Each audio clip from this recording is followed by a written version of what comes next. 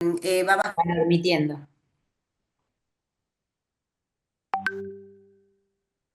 ¿Cómo sabemos cuántos hay?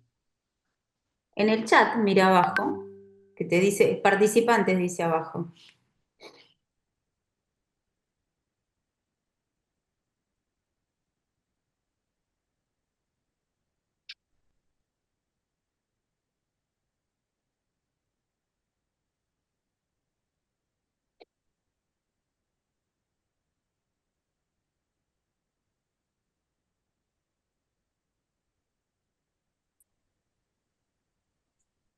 $116 tengo, perfecto. Bueno, yo estaría empezando ya esto. Bueno, entonces pongo a grabar. Sí, por favor. Sí. Un momentito, por favor. ¿Se me ve a mí, sí, no? Sí, Sí, sí. Perfecto.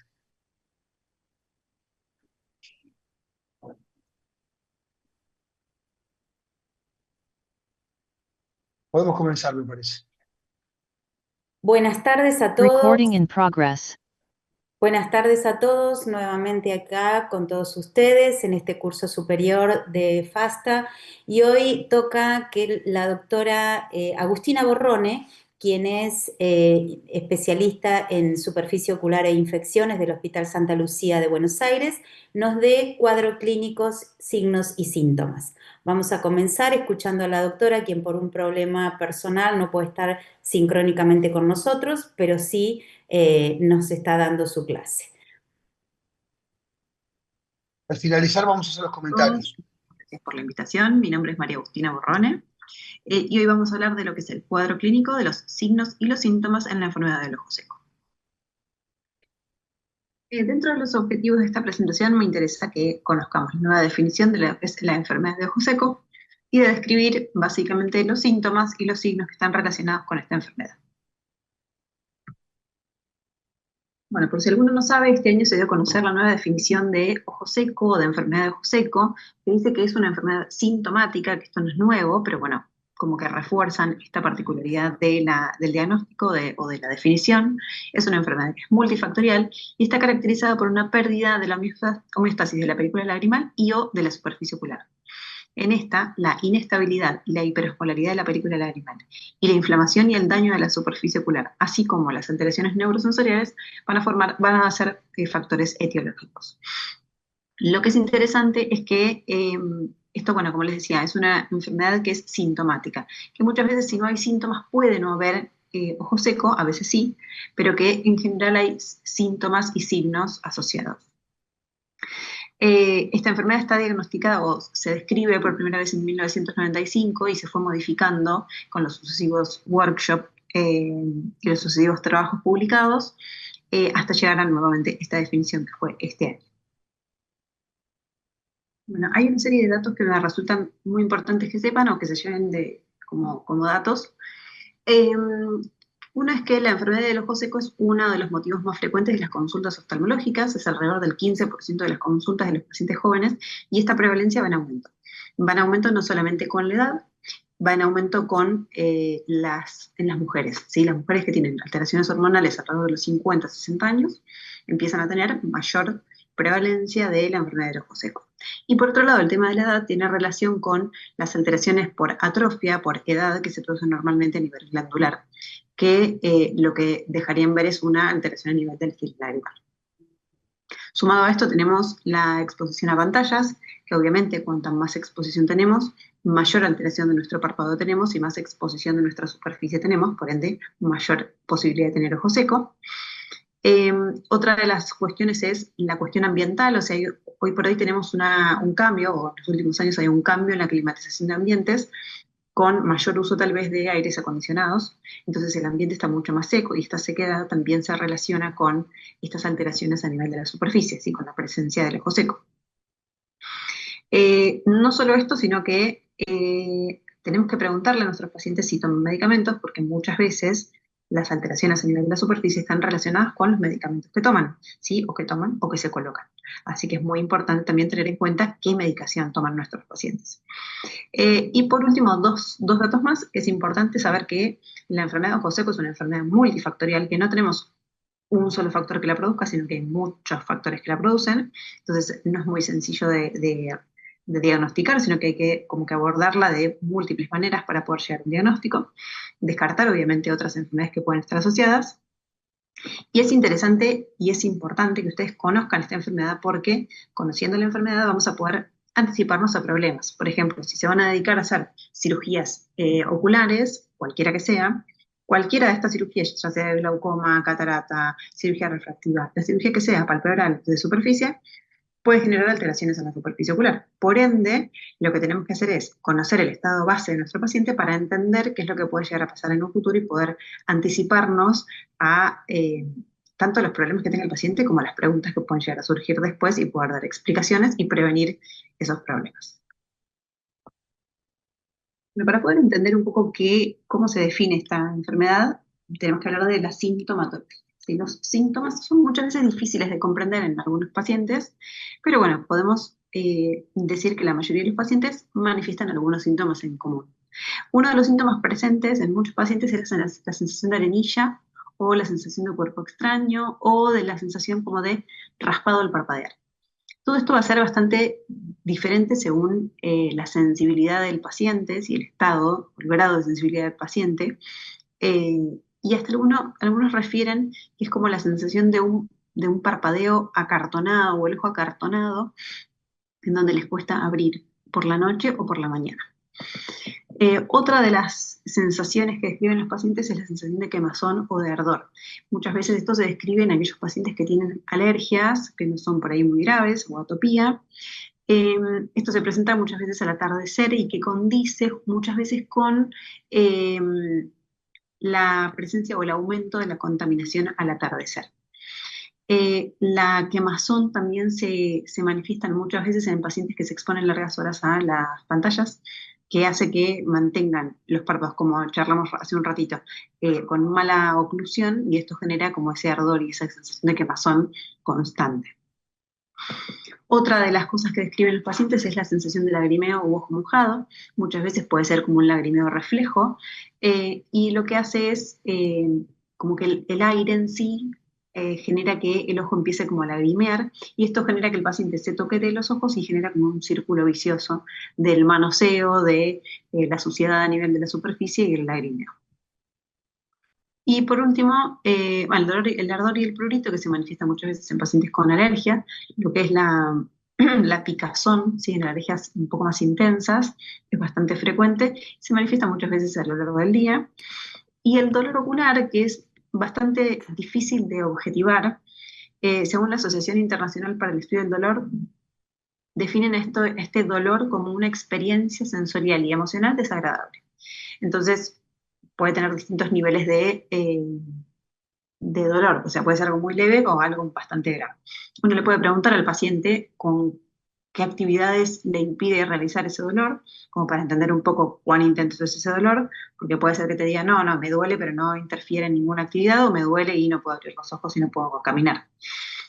Lo interesante es que, bueno, el dolor puede tener, sí, distintos niveles, ¿sí? Y que hay dos tipos de dolor, uno que tiene que ver con las lesiones, que es el dolor nociceptivo, o sea, una lesión a nivel ocular que se manifiesta con dolor porque está la lesión, y otro es el dolor neuropático, que tiene que ver con las alteraciones a nivel neurológico. Bueno, continuando un poco con estos síntomas, tenemos la fotofobia, que es un síntoma bastante frecuente. ¿Sí?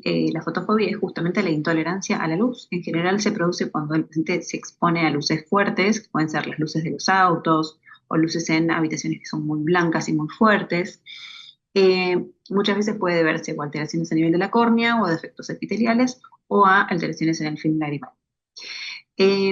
Otro tipo de molestias o de síntoma que presentan los pacientes es la visión fluctuante, que se debe muchas veces a esta inestabilidad del film lagrimal que genera los cambios en la composición, y lo que va a generar es que el paciente cuando va parpadeando se van generando modificaciones a nivel de su visión.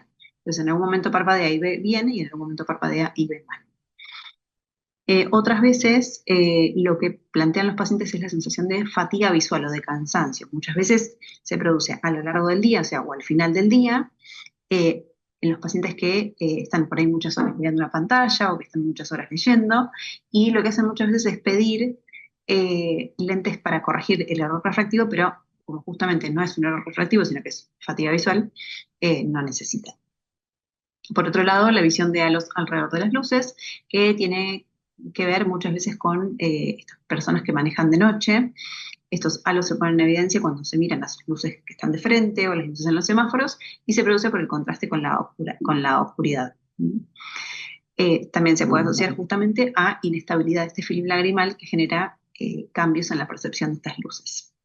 Y por último, considera estos factores de riesgo que podemos tener en nuestros pacientes, como por ejemplo la edad avanzada, la menopausia, la presencia de enfermedades hormonales, los pacientes que son fumadores, los pacientes que toman medicamentos psiquiátricos y no psiquiátricos, y alguna otra enfermedad que puede ser ocular asociada, como la presencia de pterigión, blefaritis o alguna otra alteración de la superficie ocular, como por ejemplo la alteración y la mala oclusión palpebral.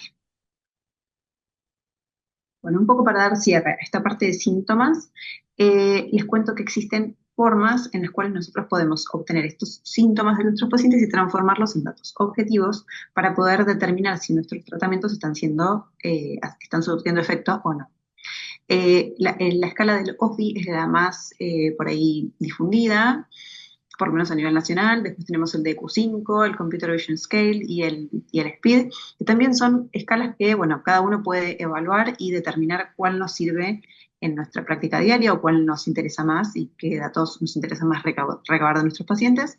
Y, bueno, poder un poco empezar a incorporarlas de manera rutinaria para poder entender qué pasa con nuestros pacientes. Bueno, ahora entramos en la parte de los signos oftalmológicos. Dentro de los signos podemos dividir los signos en los macroscópicos y los microscópicos. Y dentro de los macroscópicos, el primero, y por eso les traigo este pequeño video, es la evaluación del parpadeo.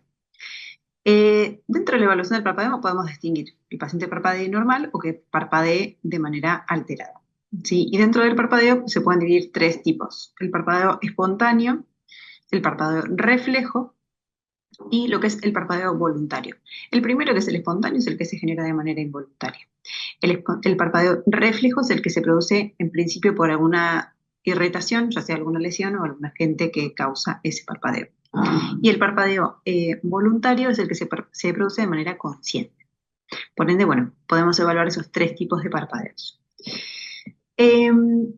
Una característica es que aquellos pacientes por ahí que están expuestos a pantallas tienen un parpadeo reducido, disminuido en frecuencia y puede ser de manera incompleta. A diferencia de este parpadeo, si ustedes se fijan, que es completo, que es pausado, que es, en este caso, bueno, es voluntario porque pedí que parpadearan, ¿verdad?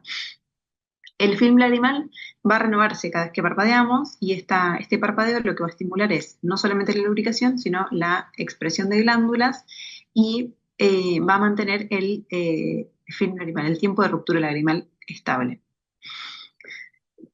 Por otro lado, lo que se puede evaluar dentro de una imagen macroscópica es la posición de esos párpados. Podemos tener ectropión, que es la eversión de ese margen del margen palpebral, con exposición de la conjuntiva y de la córnea, que puede ser de manera congénita o adquirido, ya sea involutivo, paralítico, mecánico o cicatricial. Y puede haber entropión, que es la dirección del margen hacia el globo ocular, que genera justamente cuerpo extraño, va a generar queratitis, úlceras y neovascularización corneal, y se lo clasifica como cicatricial, congénito, involutivo y espástico. Hay otro tipo de alteraciones, como por ejemplo la orbitopatía distiroidea, la exposición de los globos oculares, que puede generar muchísimas alteraciones también a nivel de la superficie ocular. Bueno, además de la evaluación del parpadeo, lo que podemos evaluar es la presencia de secreción en los párpados, que esto lo podemos presenciar de manera macroscópica y se acumula básicamente en los extremos de los cantos oculares, de las comisuras. La presencia de hiperemia en el margen palpebral, eso no solamente habla de la presencia de telangiectasia, sino de la presencia de blefaritis, podemos ir a buscarlas. La presencia de la piel tersa como en la esclerodermia, que puede hablar de trastornos genéticos o algunas veces trastornos ambientales que generen estos cambios. Y esto de la falta de brillo en la mirada, que es característico de la evaporación del film lagrimal o de como laceraciones consistentes y persistentes en la superficie ocular. Bueno, como para continuar un poco con lo que son los signos microscópicos, que son los que vamos a determinar y a encontrar dentro de la lámpara de hendidura, o sea, mirando con la lámpara de hendidura, lo interesante es que podamos evaluar de una manera sistemática a cada paciente como para ir encontrando estas distintas particularidades en cada paciente. La idea es que siempre lo evaluemos desde la periferia o desde lo externo hacia lo más interno. Entonces, en primer lugar, vamos a tratar de mirar la parte de los párpados. Ahí podemos llegar a encontrar alteraciones en las pestañas, como son la madrosis y la poliosis. Acá les puse una imagen, ¿sí?, que se puede ver la falta o la ausencia de pestañas. Podemos ver también las telangiectasis del borde palpebral, que son básicamente esos vasitos que atraviesan el borde palpebral, que los hacen más rojizos, y que para considerarse patológicos deben cruzar de manera vertical a los orificios de las glándulas de Meibomian. Luego encontramos a la alteración de los orificios de las glándulas y su posición. Hay varias alteraciones que se pueden considerar dentro de las glándulas de Meibomian. Entre estas, acá tenemos estas tres imágenes. En esta parte lo que se observa es fibrosis del margen palpebral con ausencia casi de los orificios. En esta imagen podemos ver una alteración en la secreción de las glándulas de Meibomian. Y en esta otra imagen lo que se puede ver es como un cambio en la posición de esas glándulas de Meibomian que están bastante más posteriores. Además puede haber tapones en esas glándulas de Meibomian. Podemos tener lo que se denomina, y que está en esta parte anotado, el notching, que son las muescas que se generan en los bordes palpebrales, que son básicamente las alteraciones en la estructura de ese borde. ¿Sí? El borde palpebral es derecho, es recto. Cuando vemos como una muesquita en ese borde es por una atrofia a nivel glandular. Por último, podemos, o sea, si seguimos evaluando hacia posterior, o sea, hacia adentro de nuestro párpado, podemos encontrar con la tinción con el verde de lisamina la línea de Marx, ¿sí?, que no es más ni nada menos que la unión mucocutánea, si se marca, que va a estar por detrás, o sea, hacia la parte conjuntival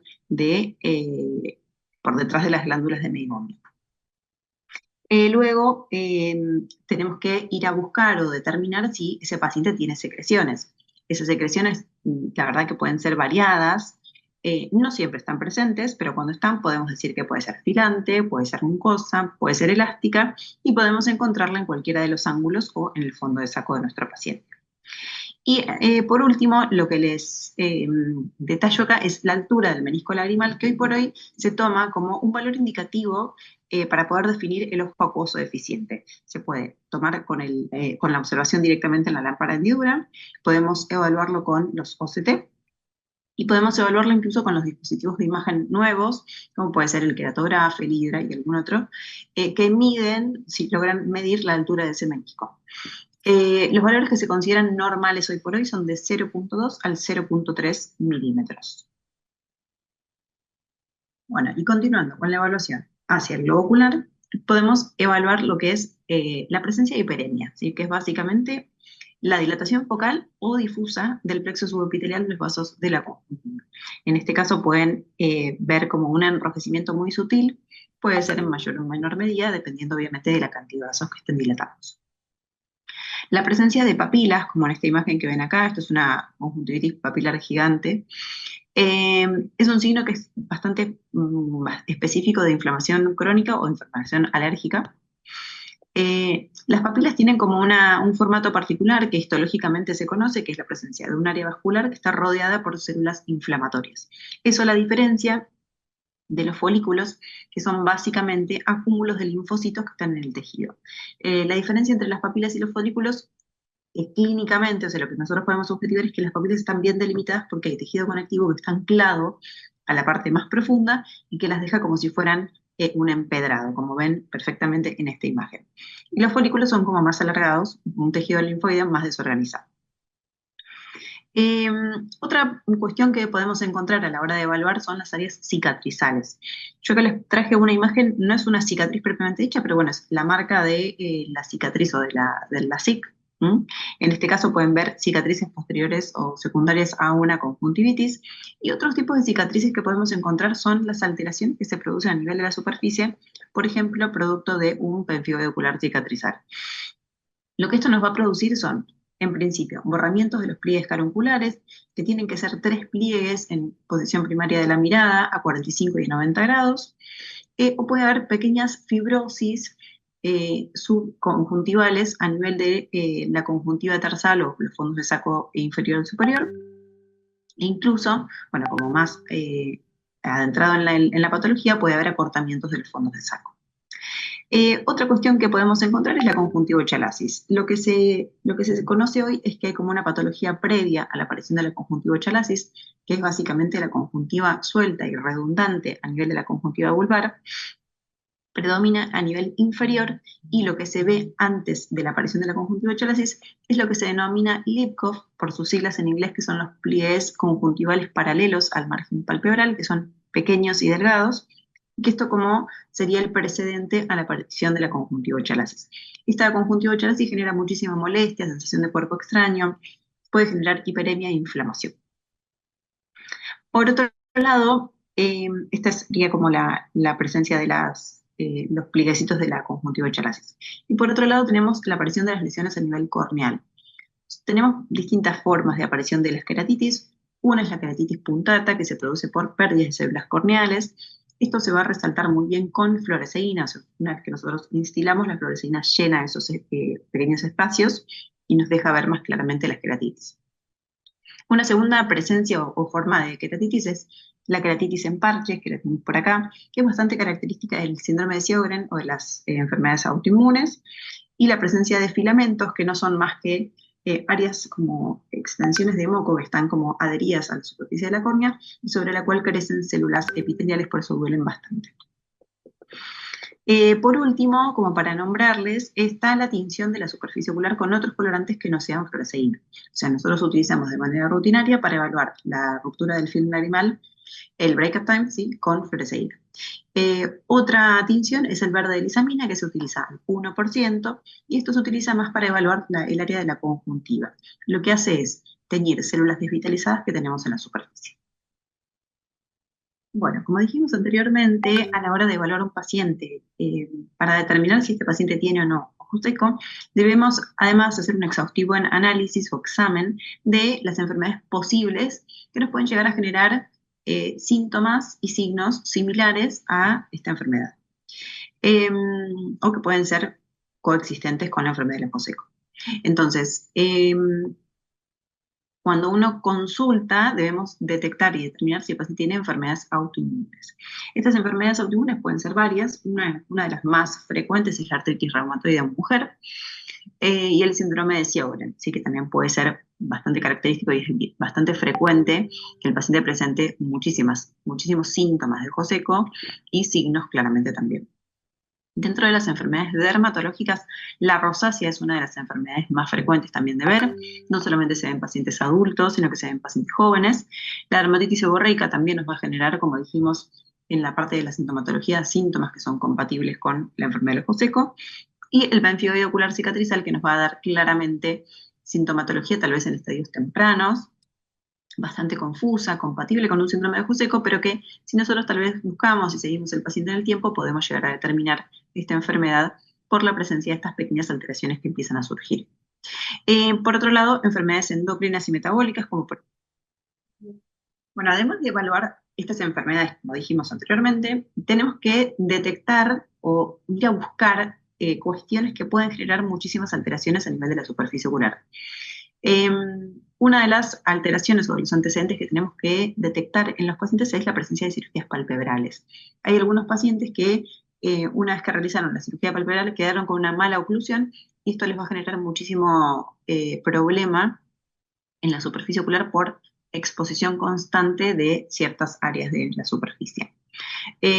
Como les puse acá en el video, hay ciertas cirugías, o muchas cirugías oculares que pueden generar alteraciones. Fíjense cómo después del parpadeo, el film lagrimal se corta justo en el área donde está el borde del flap.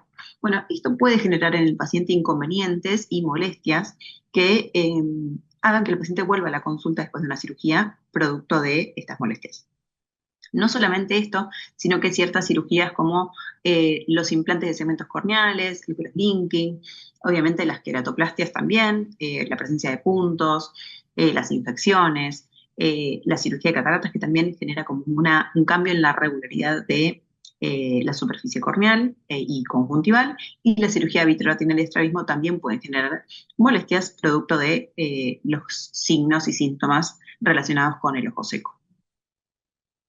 Bueno, otra de las cirugías oculares que puede intervenir en lo que es las alteraciones de la superficie ocular es la cirugía de glaucoma. Fíjense como una cirugía filtrante con la presencia de una válvula que genera la presencia de algo medio tosco en el ojo que no corresponde con algo que está habitualmente ahí, puede generar incomodidad, sensación de cuerpo extraño, irritabilidad, hiperemia y demás. Al margen de las cirugías hay distintos procedimientos, por ejemplo, el uso de toxina botulínica que también pueden generar ciertas molestias, y procedimientos cosméticos, como imagínense una paciente que se realiza extensión de pestañas o el alisado o la permanente de pestañas de manera permanente, o sea, constante en el tiempo, ¿cuánta irritación puede generar eso en nuestra superficie ocular? Otra cuestión es el uso de lentes de contacto. Hay pacientes que las usan de manera correcta y pacientes que las usan de manera incorrecta. Y en general lo que se ve es que, bueno, el que usa de manera correcta probablemente no tenga tanto problema, pero el que lo usa más de 8 horas por día, sin generar el cambio de lentes de contacto según indique el paquetito, porque si son mensuales hay que cambiarlas al mes, no a los 2 meses, y si son diarias hay que tirarlas una vez que uno lo usa. El tema de renovar el líquido de las lentes de contacto constantemente, como para que ese líquido no se contamine. Todo eso hace a la buena práctica de lentes de contacto que muchos pacientes no la adquieren. Otra cuestión, además del uso de lentes de contacto, es la presencia de medicamentos o el uso de medicamentos sistémicos y tópicos. Y hay una larga lista de medicamentos que pueden generar alteraciones a nivel de la superficie ocular. Dentro de ellos, los antihistamínicos, antidepresivos, los antipsicóticos, neurolépticos. Imagínense los descongestivos que van a generar el efecto rebote y la hiperemia constante en los pacientes. Y dentro de los medicamentos tópicos, también hay varios, pero básicamente aquellos que tengan cloruro de benzalcona. ¿Sí? De todas maneras están los betabloqueantes que pueden generar irritación a largo plazo, las drogas adrenérgicas como la brimonidina, que son bastante irritativos para la superficie, las prostaglandinas que son proinflamatorias, ciertos agentes antivirales, y obviamente los medicamentos que son preparados magistrales, los antibióticos, también pueden generar mucha irritación en nuestros pacientes. Así que bueno, son varias cosas las que tenemos que tener en cuenta y las que tenemos que ir a buscar y analizar y preguntar en nuestros pacientes. Bueno, y un poco como para cerrar, estuvimos conversando sobre la definición de lo que es la enfermedad de ojo seco y pasamos y abordamos todo lo que es los signos y los síntomas, evaluando que estos síntomas pueden ser de cierta manera objetivables con los cuestionarios. Los signos van a ser macro y microscópicos. Vamos a evaluar al paciente desde que ingresa al consultorio y luego en la hendidura y tratar de ser lo más prolijos posibles para poder evaluar desde afuera hacia adentro y no saltearnos ninguna estructura para controlar. Recuerden que esto es una enfermedad multifactorial, que no vamos a tener solamente un método de diagnóstico, sino que vamos a tener varios métodos para evaluar, y que todo esto nos va a ayudar a poder determinar nuestro estadio base del paciente y para poder prevenir complicaciones en un futuro. Así que bueno, espero que les haya gustado la clase. Cualquier duda me pueden escribir sin problemas. Gracias.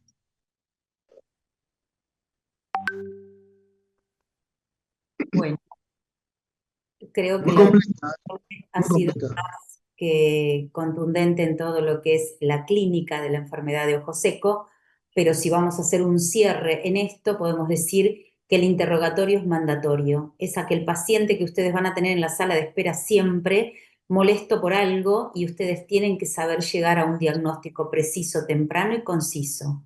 Por eso las enfermedades sistémicas, el tratamiento sistémico y tópico es fundamental tener en cuenta, como así también es aquel paciente que viene a la consulta porque siente cansancio o viene pidiendo el anteojito de descanso. En esos pacientes donde uno tiene que hacer hincapié en decir, ¿tiene o no tiene ojo seco? ¿Por qué ve borroso? ¿Por qué está incómodo? ¿Por qué tiene mala calidad de visión? Y sobre todo, esto está aumentando la prevalencia de la enfermedad de ojo seco en la consulta diaria y no solamente por el uso de pantallas, sino también por la edad y por la calidad del ambiente en el que el paciente se maneja. Bueno, a ver si Gustavo quiere hacer alguna aclaración más. Sí, Lili, la verdad que muy linda la clase de Agustina y quería solamente incorporar un elemento más. Recuerden siempre cuando tiene el paciente frente en la consulta ver la frecuencia de parpadeo. Recuerden que la frecuencia de parpadeo normal es de alrededor de 10 parpadeos por minuto y hay algunas situaciones como la lectura, la PC y medicamentos como los ansiolíticos, los antidepresivos, los antiparkinsonianos que lentecen o disminuyen acá la frecuencia de parpadeo. Y por eso que siempre se dice que el break-up time tiene que estar en función del parpadeo, porque usted tiene un break-up time de 6 segundos o 7 y el paciente parpadea cada 15, no le alcanza aunque parezca normal. Y si tiene un break-up time de 10 segundos y toma medicación antiparkinsoniana o antidepresiva y parpadea 3 veces por minuto, tampoco es suficiente. O sea, la visualización de la frecuencia de parpadeo es un elemento muy importante en la semiología del ojo seco. Y otra cosita más pequeña es Agustina Borrone mencionó el dolor neuropático, que el ojo seco es una de las principales causas del dolor neuropático. Es aquel dolor que se produce como consecuencia de inflamación persistente, que tiene un componente central y periférico. Son aquellos pacientes que ustedes no le encuentran demasiados signos, pero que el paciente se queja, por ejemplo, que le molesta la luz, eso se llama alodinia, o que cuando se coloca gotas tiene molestia, se llama hiperalgesia. Alodinia es cuando hay dolor en estímulos que no deberían producirlo, e hiperalgesia cuando hay una molestia exagerada, algo que debería ser una molestia muy simple. Así que con esto quiero cerrar un poco signos y síntomas, me parece que es muy bueno, y vamos a dar lugar al próximo disertante, que es el doctor Martín Berra, que es un placer para nosotros tenerlo aquí. Él es el actual presidente de la Sociedad Argentina de Superficie Ocular, es el jefe de la división trasplante del Hospital La Gleize, y compañero y colega hace muchos años mío, así que es un placer que Martín nos pueda deleitar con una clase sobre diagnóstico de superficie ocular, en la cual tiene vasta experiencia. Buenas noches, Martín.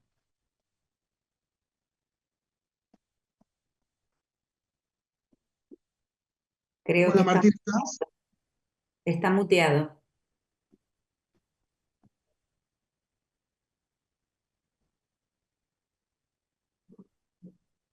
Martín.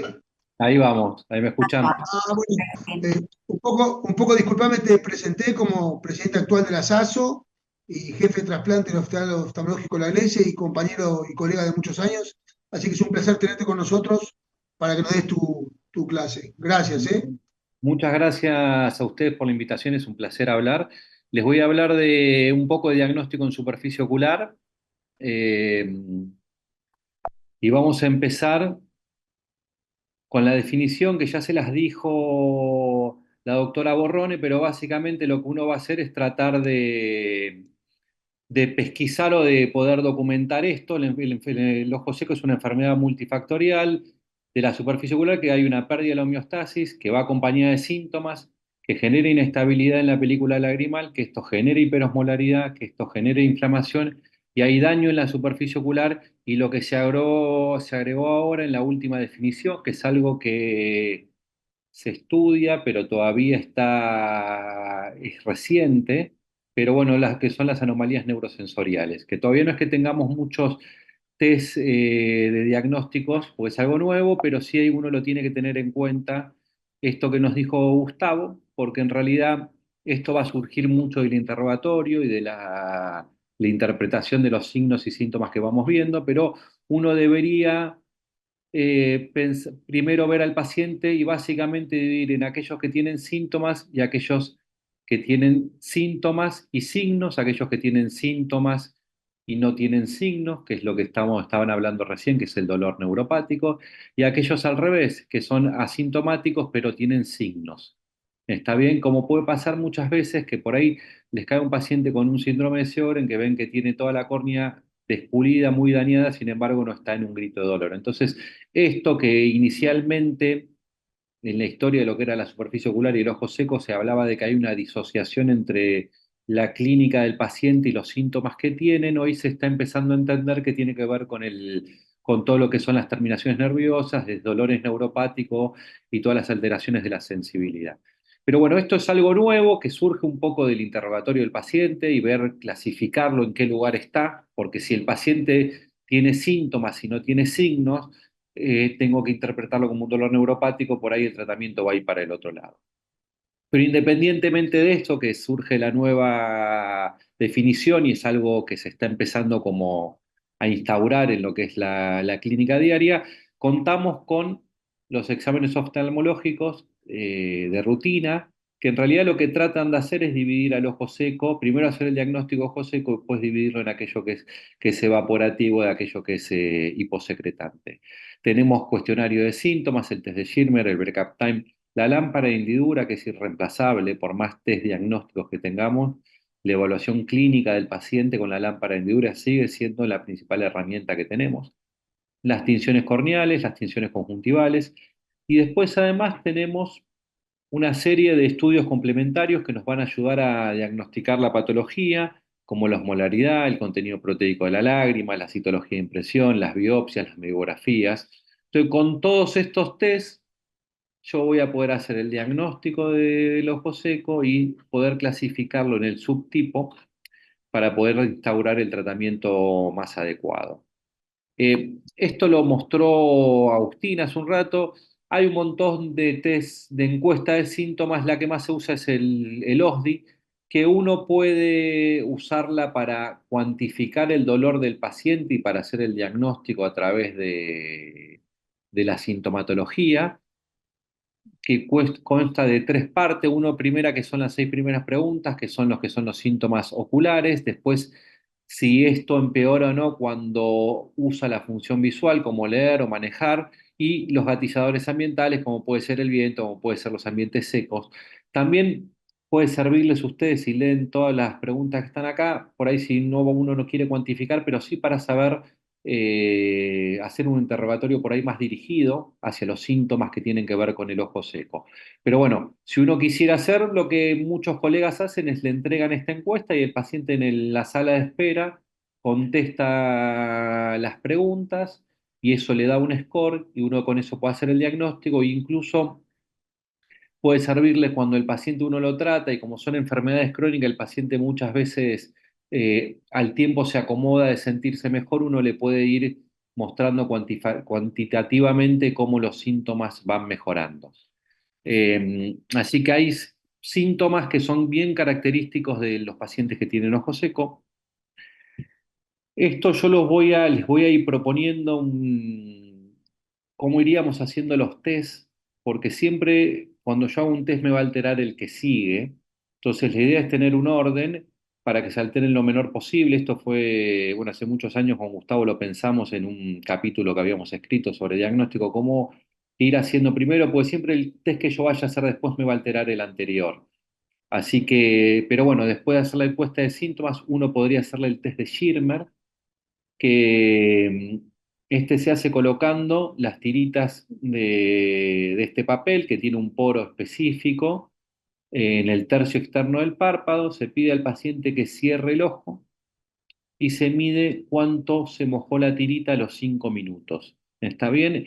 Este es el primer test que le va a ayudar a definir si el paciente tiene un ojo hiposecretante de un ojo seco evaporativo. Esto va a darles bajo principalmente, y por no decirle solamente, en aquellos pacientes que tienen Sjögren, que van a ser posiblemente los pacientes con menos frecuencia que tengan. Pero bueno, les ayuda a tener el diagnóstico a aquellos que lo que falla es la glándula lagrimal.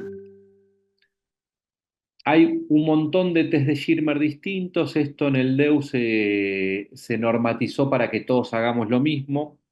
Y este es el test que utilizamos o la técnica que utilizamos nosotros. Después lo que van a medir es el tiempo que tarda en romperse la película lagrimal.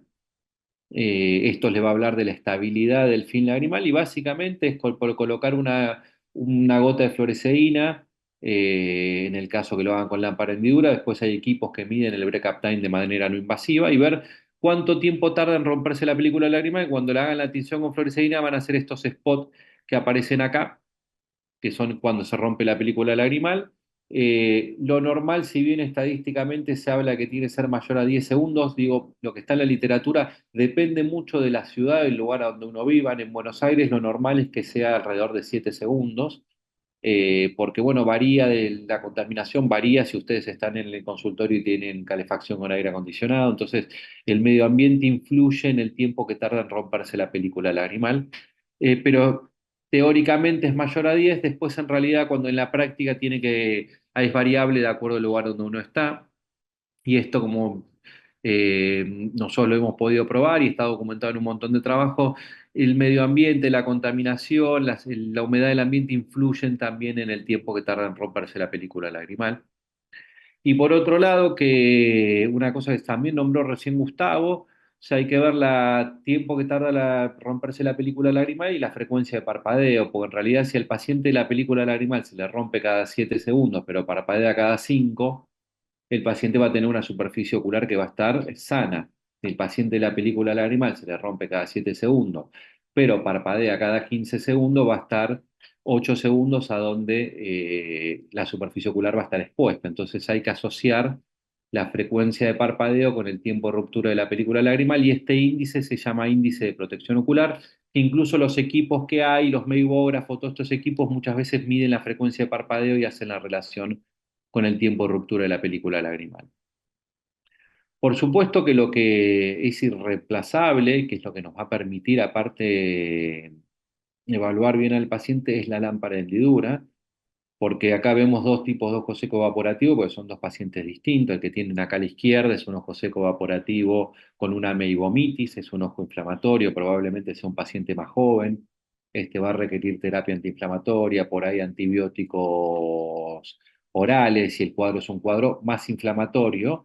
Y cuando miran el paciente que está al lado, es un paciente que tiene incluso, fíjense, el meñisco lagrimal aumentado, que tiene esto que se llama espuma meibomiana, que tiene estas invaginaciones en el borde del párpado que se llaman notching, y ustedes ven este paciente, es un paciente que no está muy inflamado. Este es un ojo seco evaporativo, posiblemente era un paciente más añoso, o podría ser un paciente que recibió Rocutan, pero bueno, es un paciente que ya no tiene glándulas. En cambio, en este, las glándulas están inflamadas y los dos tienen un ojo seco evaporativo, pero va a ser distinto como después voy a encarar el tratamiento. No es lo mismo un paciente que tiene una disfunción de glándula de meibomio porque tiene cicatrices si tiene un pemfigoide, o si tiene una conjuntivitis papilar gigante y es una alergia, o si tiene una blefaritis seborreica, o si tiene una acompañada además de la meibomitis, una blefaritis estafilocóxica. Cada uno me va a dar un cuadro de ojos evaporativos, todos van a tener algo en común, pero tienen patologías asociadas distintas que van a hacer que el tratamiento sea distinto. Como vemos acá, no es lo mismo un ojo seco evaporativo con estas pestañas que se llaman caspa cilíndrica, que es característica del Demodex, porque es lo mismo, acá voy a cambiar el tratamiento. Entonces, la lámpara de hendidura es algo que no se reemplaza y es muy importante aprender la semiología de la superficie ocular y aprender a evaluar al ojo, ver mucho paciente sano, y esto piensen que nosotros como especialistas tenemos la suerte de poder ver el órgano que tratamos, y eso es una gran ventaja con respecto al resto de las especialidades. Entonces es importante ver la lámpara de hendidura, es una enorme herramienta para lo que es el diagnóstico. Después vamos a tener los colorantes, que lo que van a hacer es teñir las células que están lastimadas o que están muertas. La fluoresceína la vamos a ver, la vamos a utilizar para la córnea, y la foto que ven acá, que es una extinción corneal excesiva, eh, y en la zona interpalpebral podría ser, o es más probable que sea un ojo seco hiposecretante. En cambio, cuando la tinción córneo-conjuntival es inferior, uno piensa más en un ojo seco evaporativo. No solamente cuantificamos el daño, sino que el patrón de tinción nos puede ayudar a hacer el diagnóstico diferencial o empezar a sumar sumar diferentes puntos para decir, bueno, esto es un ojo seco evaporativo, este es un mixto, es un hiposecretante. Después al final esta clase está toda armada con el capítulo este que les conté que hablamos con Gustavo. Después al final hay un cuadro que es bastante didáctico, que les puede servir para tenerlo y para uno poder ir clasificando y viendo qué es lo que tiene y poder por eso acertar o llegar mejor al diagnóstico del subtipo de ojo seco. El verde de lisamina, que puede ser verde de lisamina o puede ser rosa de Bengala, lo vamos a utilizar para lo que son la tinción de la conjuntiva, tanto vulvar como tarsal. Está bien. Como ven acá, lo mismo, patrón de tinción nos va a ayudar a ver o poder cuantificar el daño, Hay hasta escalas que uno puede, tanto para la tinción corneal como la conjuntival, donde uno puede cuantificar y darle un número para poder seguirlo en cada consulta. Pero también nos ayuda el patrón, no es lo mismo que que tiñe en la zona inferior y que la parte de arriba esté bien, que tiña, como es este paciente, que tiñe en todo lo que es la zona interpalpebral. Lo otro que vamos a ver es esto, que es un signo de que el párpado está pasando por el epitelio y la córnea y la conjuntiva sin buena lubricación, por eso se lastima y por eso tiñe. Está bien, es un signo de falta de tinción. Y además en el borde podemos ver si las desembocaduras de las glándulas están del lado de la mucosa o están del lado de la piel, que nos ayuda un poco también para hacer el diagnóstico de lo que es la disfunción de glándulas de Meibom. Después tenemos test de laboratorio, que tenemos uno de los que está más difundido, que tiene mucho marketing, es el Tear Lab, que es un aparato que lo que hace es medir la osmolaridad de la superficie ocular. Es un aparato sencillo de usar, te da un dato más. Lo que tiene es que a veces hay pacientes que son normales y por ahí la osmolaridad te da alterada, o tenés pacientes con ojo seco que están tratados y que por ahí la osmolaridad te da normal. Entonces, no es 100% exacto, pero bueno, es un dato que suma a saber cómo está la osmolaridad del paciente y cómo va evolucionando a lo largo del tiempo con el tratamiento. Otro de los datos o estudios que podemos pedir para diferenciar el tipo de ojo seco es el contenido proteico de la lágrima, las proteínas, las enzimas, las secreta la glándula lagrimal. Entonces, aquellos pacientes que tengan un ojo seco hiposecretante van a tener las proteínas de la lágrima baja. La que se puede medir o la que medimos habitualmente es la lisosima, también se mide la lactoferrina. Este también es un trabajo que hicimos con Gustavo, donde agarramos 30 pacientes con ojo seco evaporativo, 30 individuos sanos y 30 pacientes con Sjögren, y en los únicos que da bajo son en los pacientes con Sjögren. Así que es un buen dato lo mismo para evaluar la función de la glándula lagrimal y para diferenciar un tipo de ojo seco del otro tipo de ojo seco. Por otro lado, lo que podemos pedirle al paciente son citologías de impresión, que es ver la celularidad que el paciente va a tener en la foto que ven arriba, en la conjuntiva vulvar, y en la foto que ven abajo, en la conjuntiva palpebral. La conjuntiva vulvar, que es la que está arriba, ahí es a donde vamos a ver los cambios que tienen que ver con la sequedad ocular. Principalmente lo que se ve en la conjuntiva vulvar es la pérdida, disminución y muerte de las células caliciformes, que son muy lábiles a la sequedad, y la metaplasia del epitelio, que se hace una metaplasia escamosa. Y de acuerdo al grado que tiene, una clasificación se llama la clasificación de Nelson, que va 0, 1, 2 y 3. El 2 y el 3 es patológico, el 0 y 1 es normal. Eh, en cambio, en la zona palpebral o en la conjuntiva tarsal, lo que vamos a ver son los cambios adaptativos. Por ejemplo, un paciente que tiene alergia, que tiene una hiperplasia, va a tener una hiperplasia de células caliciformes y tiene ojo seco, en la zona vulvar va a dar ausencia y en la zona palpebral va a dar hiperplasia. Ahí el ojo está siempre húmedo. Lo que se ven son los eosinófilos, los neutrófilos. Generalmente la respuesta adaptativa del ojo a la patología o de la conjuntiva a la patología la veo mejor en la conjuntiva tarsal.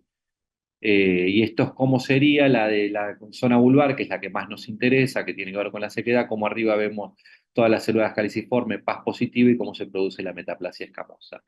Y esto es cómo le vienen las células, cómo le viene la indicación del informe en la zona vulvar, que es lo que vamos viendo, que hace una descripción y la clasificación de Nelson con los diferentes tipos de estadios.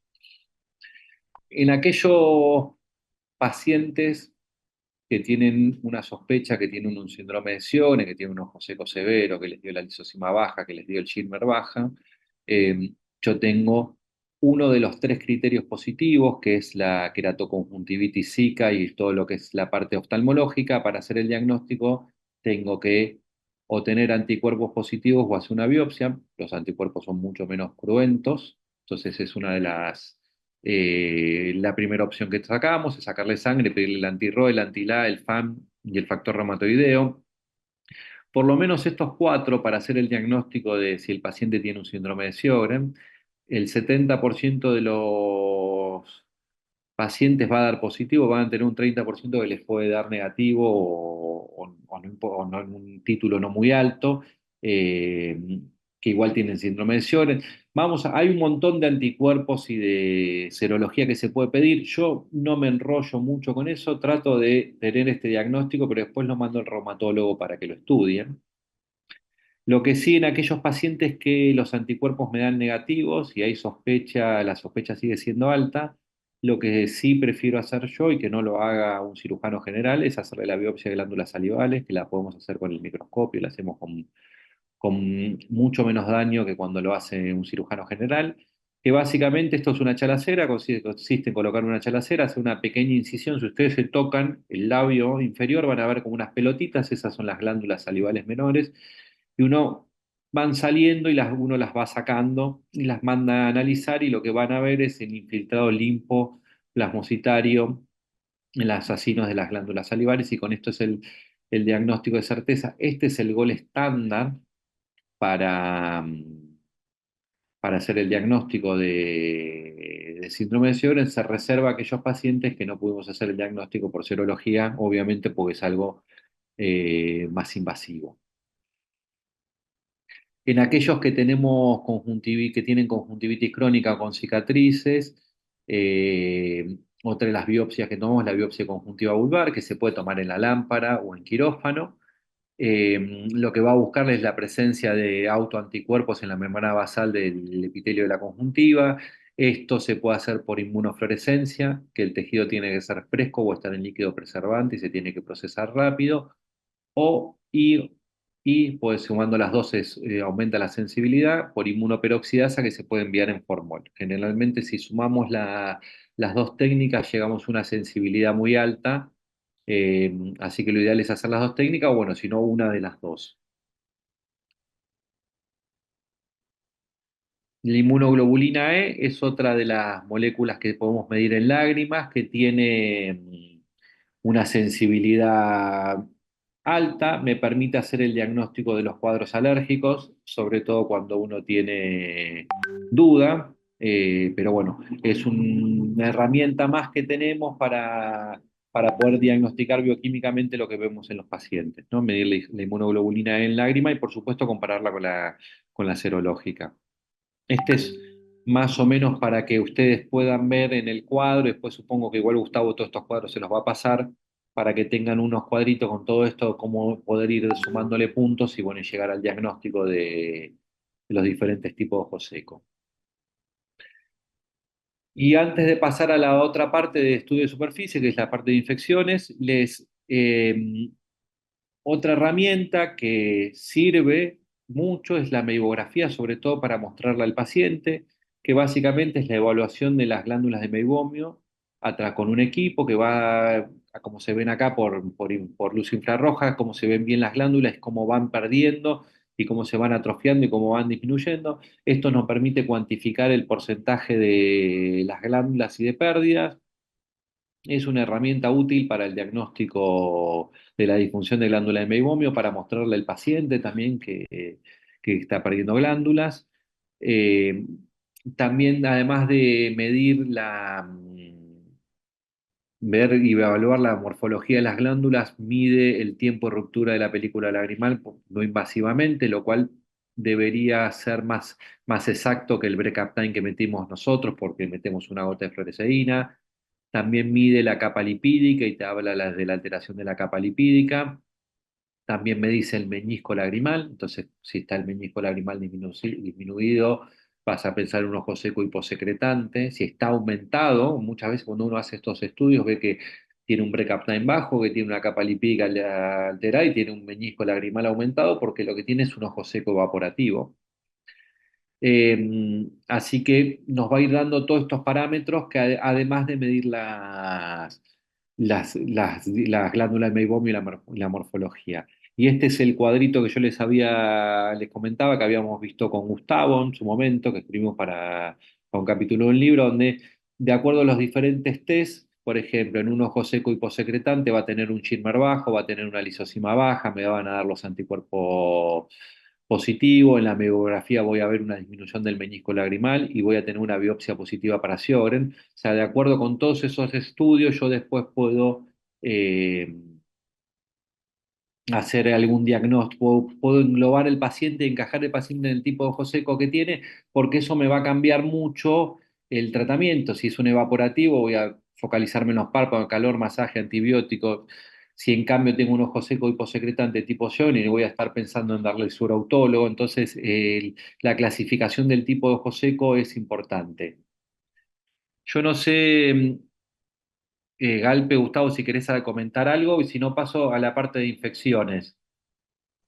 No, Martín, la verdad que todo muy claro y solamente dos o tres cosas. Recordarles que la semiología básica sigue teniendo un gran valor y que la revisión de la historia clínica, el interrogatorio con los distintos cuestionarios como el OSDI, que es el más difundido, es sumamente importante y que no hace falta tener equipos muy sofisticados porque en la biomicroscopía con la amplia hendidura vemos las tinciones con verde lisamina o fluoresceína, vemos los párpados evaluando la presencia no de DGM, la presencia de moldes, etcétera, hace a la mayor parte del diagnóstico que hacemos todos los días, y que el Schirmer, si bien es un estudio muy conocido por todos, casi la única situación donde nos da un valor muy importante es en los hiposecretores graves con síndrome de Sjögren, porque el resto de los casos, como los evaporativos, suele estar elevado. En los pacientes con mixto suele estar normal o ligeramente elevado. Y solamente en Sjögren van a encontrar Schirmer con 2 o 3 milímetros. Así que casi la única indicación sumada a la evaluación de la isosima lagrimal, como dijo Martín, donde también en el síndrome de Sjögren está disminuida. Así que, Martín, puedes avanzar, es muy Bueno, interesante. perfecto. Sigo con la parte de infecciones entonces, ¿no? Sí, no sabía si dar esa parte también, la parte del laboratorio. Bueno, bueno, solamente una placa sola, la infección corneal por un agente infeccioso es la principal causa de ceguera corneal. Hay 30.000 casos anuales en Estados Unidos, es mucho más frecuente en usuario de lente de contacto y es una de las pocas patologías que en oftalmología se considera una urgencia oftalmológica. Los patógenos van a variar mucho de acuerdo al factor de riesgo, no es lo mismo un usuario de lente de contacto, un paciente que tuvo una esquirla con la moladora o un penfigoide, al clima y a las características que tenga cada paciente. Y lo que nosotros tenemos que pensar es que el cuadro clínico es inespecífico. O sea, después van a ver que no están así. Yo con el interrogatorio y con las características de la semiología puedo pensar, puedo orientar el diagnóstico, pero en un principio pensemos que siempre actuemos como que el cuadro clínico y que no vamos a saber qué es lo que es y que hay que tomar una muestra. La primera pregunta que uno se hace, ¿con qué tomo la muestra? La espátula de Kimura que ven acá es la ideal, es mejor, raspa bien, se siembra, sirve para un montón de cosas. Eh, pero no es tan común tenerla en un consultorio. Tenemos la agujita, que siempre es fácil para raspar y tomar una muestra. Lo que pasa es que no siempre los laboratorios te la aceptan por el riesgo de que el personal tenga algún accidente. Y después tenemos los hisopos, que el ideal es un hisopo de dacrón, que es de alginato de calcio, que además de raspar es chiquito, son los hisopos uretrales estos, y no tiene algodón que inhibe el crecimiento bacteriano. Por otro lado, tenemos los hisopos de algodón, que ya es una opción que uno preferiría no utilizar porque tiene algodón, y si no, los métodos de transporte, que tampoco es tan bueno porque parte de la muestra queda retenida en el medio de transporte. Igual, independientemente de esto, por un tema legal, uno siempre debe tomar una muestra con lo que tenga a mano. Entonces es importante tomar la muestra. Si puede elegir y uno tiene su consultorio, yo particularmente prefiero los hisopos de Dacron. Me parece que es lo más sencillo. Eh, la primera muestra que tomo si yo voy a sembrar, cuando ustedes levanten el tejido y manden el hisopo o la herramienta que tengan para tomar la muestra, además le va a permitir de analizar cómo es la característica del infiltrado, si está lisado, si no está lisado, y va a salir lo que es la parte del tejido necrótico. Eso se siembra en el directo. ¿Está bien? Que es el tejido que están los gérmenes menos viables y es lo que vamos a extender para las tinciones.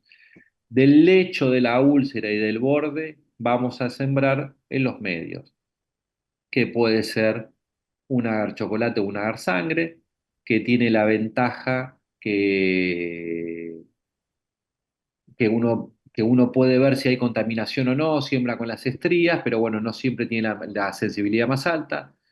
Puede hacer esto que hago yo, que es tomar la muestra, meterlo en un tubito estéril, seco o con un poquito de solución fisiológica. Yo tengo la suerte de que tengo el laboratorio al lado y que directamente los siembren ellos. Así que eso va a parar, depender un poco de cómo se manejen y del diálogo que tengan con el laboratorio. Hay veces que si uno quiere tener una sensibilidad alta y tener un medio que no se seque, puede tener un hemocultivo neonatal y sembrar directamente ahí. Entonces va a depender un poco de, de qué es lo que tengan a mano y de qué es lo que les recomiendo y lo que esté habituado el microbiólogo o el bacteriólogo en el que trabaje. Cada uno trabaja de diferentes maneras. Pero básicamente siempre hay una muestra que es la del tejido necrótico, que se prefiere sembrar en lo que van a ser las tinciones, y la que es del lecho de la úlcera y el borde, que uno prefiere sembrarlo en los medios de cultivo, que es a donde va a crecer el germen. Las coloraciones que vamos a usar en las tinciones bacterianas es el GRAM, que generalmente me va a dividir en dos grandes grupos, GRAM positivo y GRAM negativo, y eso me ayuda a orientar el tratamiento empírico. Los medios de cultivo, como dijimos, tenemos medios sólidos como el agar chocolate y tenemos medios líquidos como la infusión cerebro-corazón, el teoglicolato, los hemocultivos neonatales, que eso lo que tienen de bueno es que yo puedo tenerlo uno y eso lo puedo conservar bastante tiempo sin que se seque. Con respecto a los hongos y la sospecha de hongos, la mejor tinción que hay es hacer un calcoflúor. Si no está en todos lados la posibilidad de hacerlo, se puede hacer un Giemsa, que es así, es una tinción que se puede encontrar y que es más fácil de hacer. Ustedes piensen que uno les pasa toda esta información porque en realidad cuando ustedes tomen una muestra van a tener que tener una sospecha y van a tener que indicarle al laboratorio qué sospechan porque en realidad no hay mucha muestra, entonces tenemos que optimizar. Si ustedes están sospechando un hongo y ya vienen, lo tienen con banco y con septa, por ahí prefieren que le hagan un calcoflúor para ver si tiene un hongo. ¿Entienden? Entonces es importante saber que hay diferentes métodos y diagnósticos y para poder optimizar la muestra. El medio de cultivo que se elige para los hongos es el agarrezaburo. La cantamueva se puede hacer por calcoflúor o pues puede hacer por siembra directa. Se puede sembrar en un agar no nutritivo que se le alimenta con un germen gram negativo. Y por supuesto que la técnica que se prefiere es la PCR, que es la que tiene mayor sensibilidad, y también nosotros utilizamos mucho ahora lo que es la microscopía confocal. Bueno, la PCR de todas las técnicas para microbiología es la que tiene mayor sensibilidad. Eh, Va a detectar tanto organismos vivos como muertos y generalmente además puedo hacer el diagnóstico de todo lo que son las infecciones virales, herpes, esto, lo otro, que a veces las necesito como para hacer el diagnóstico diferencial. El resultado es más rápido, pero bueno, no voy a poder aislar el germen, cultivarlo, saber si es una bacteria, si es un gram positivo, si es un gram negativo, si es sensible a este antibiótico o si es sensible a tal antimicótico, o sea, voy a saber si es positivo o es negativo, nada más, pero bueno, tiene mayor sensibilidad. Otra herramienta que estamos utilizando con mucha frecuencia es la microscopía confocal. Yo hoy creo que si uno usa microscopía confocal más las técnicas de laboratorio, generalmente se llega a un diagnóstico. ¿Por qué? Porque la microscopía confocal lo que me permite es ver en profundidad. Entonces voy a poder hacer el diagnóstico en aquellos pacientes que por ahí con el hisopado no llego a rescatar el germen, como pasa con los hongos y con la canta, que son los dos gérmenes que generalmente se meten en profundidad en la córnea, entonces por ahí con el hisopado no llego.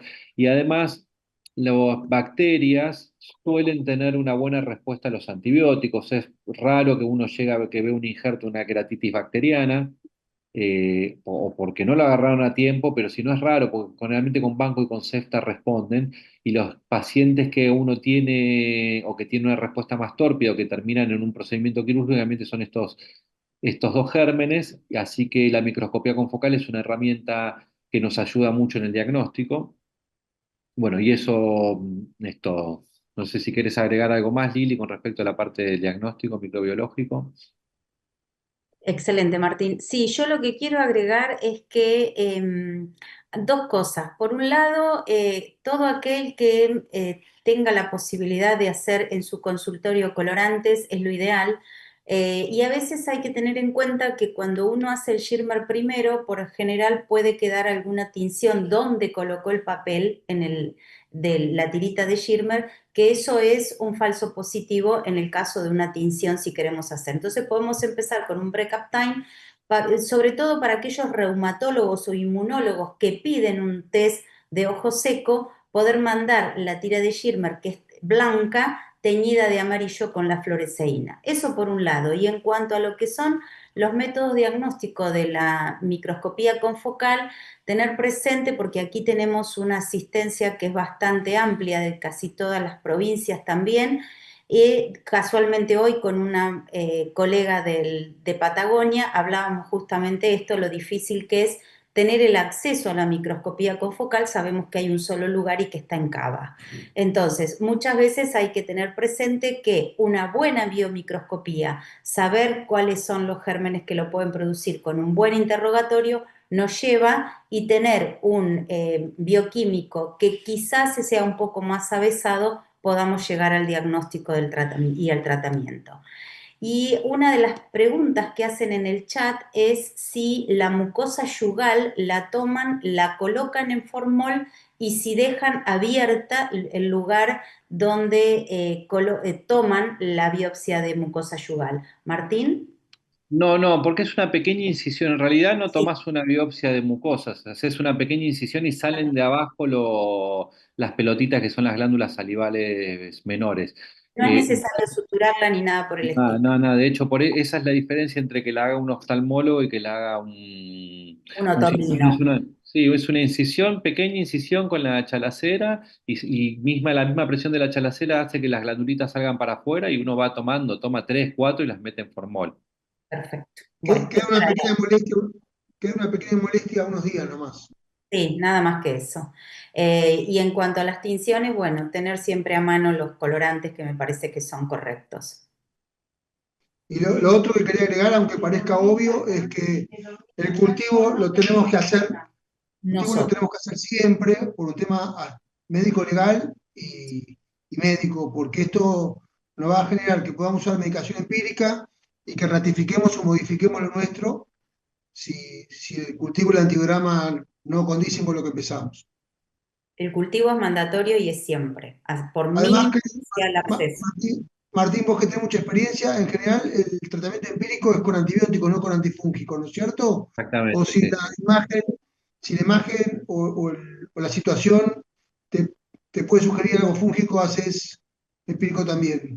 A ver, si es un paciente que tuvo un traumatismo con un vegetal, si veo una placa retrocorneal, algún signo que es característico, veo pigmento, empezamos con antimicóticos, pero siempre, siempre uno empieza con antibióticos. O sea, es más, eh, habitualmente le dan las dos cosas.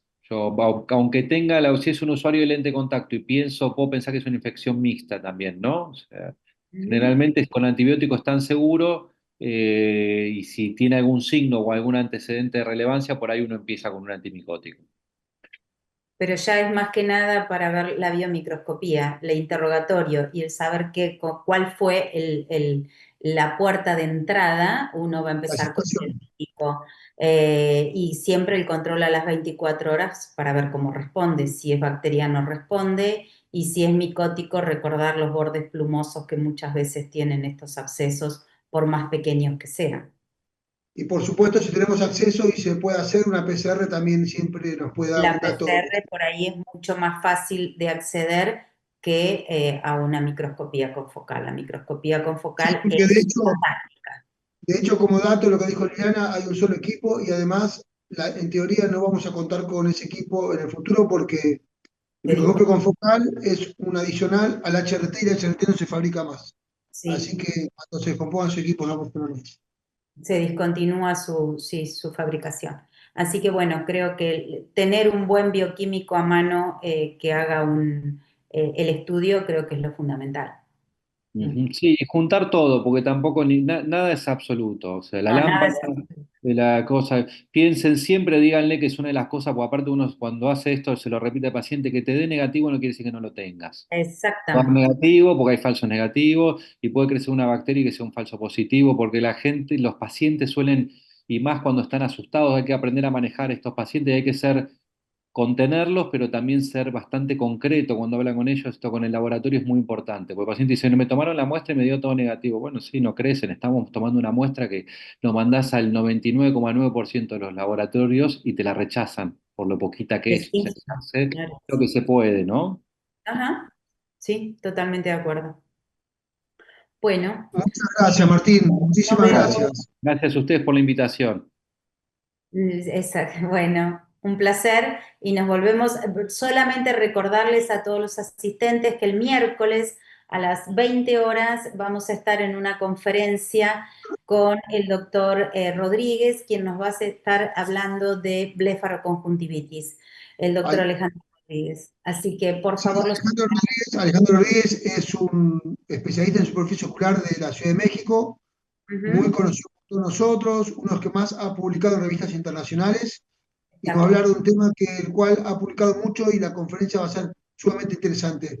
Recalco que va a ser a las 20 horas, no 19:30, así que nos encontramos el miércoles a las 20 horas nuevamente. Y estamos de a poquito avanzando en el curso. Gracias a todos. Gracias y buenas noches.